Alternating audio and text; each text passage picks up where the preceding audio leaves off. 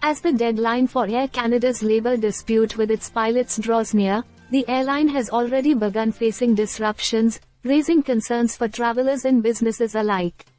With negotiations between Air Canada and the Airline Pilots Association, that is ALPA, still stalled, the national carrier is bracing for potential significant disruptions in its operations. The looming deadline, set for midnight on Sunday, could lead to a 72-hour strike or lockout notice if an agreement is not reached. The ALPA, representing approximately 5,200 Air Canada pilots, remains far from a consensus with the airline.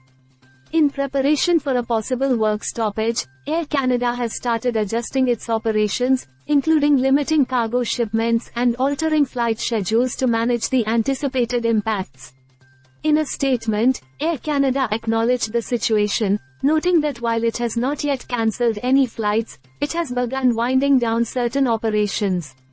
This proactive measure is designed to mitigate the effects of a potential strike.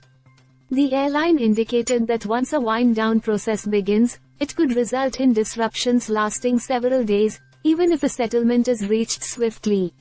The union, for its part, is continuing negotiations with Air Canada in hopes of avoiding any legal job action. However, the parties are still significantly apart on key issues, particularly wages. Both sides are keenly aware that time is running out and are urging intervention from the federal government if negotiations fail. Air Canada's president and CEO, Michael Rousseau, emphasized the gravity of the situation, highlighting that even a brief work stoppage could lead to prolonged disruption for customers given the complexity of the airline's global operations.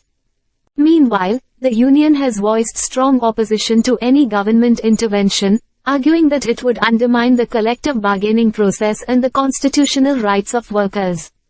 Tim Perry, ALPA Canada's president, has asserted that the union prefers to resolve the dispute through direct negotiation rather than arbitration, which it views as potentially unfavorable. The potential strike could severely impact up to 110,000 travelers daily and disrupt crucial cargo shipments.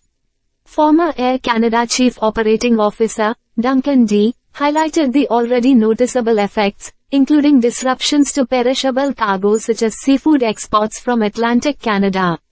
The economic ramifications are significant, with estimates suggesting that each day of disruption could cost the economy around $90 million.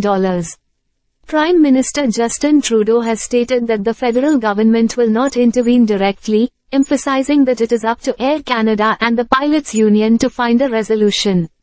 With alternative airlines available and the situation not yet deemed a national emergency, the pressure remains on both parties to reach an agreement. As negotiations continue, the possibility of a strike looms large, affecting not just travelers but businesses dependent on air freight. The coming days will be crucial in determining whether a resolution can be achieved or if the disruption will escalate further. Stay subscribed for more videos.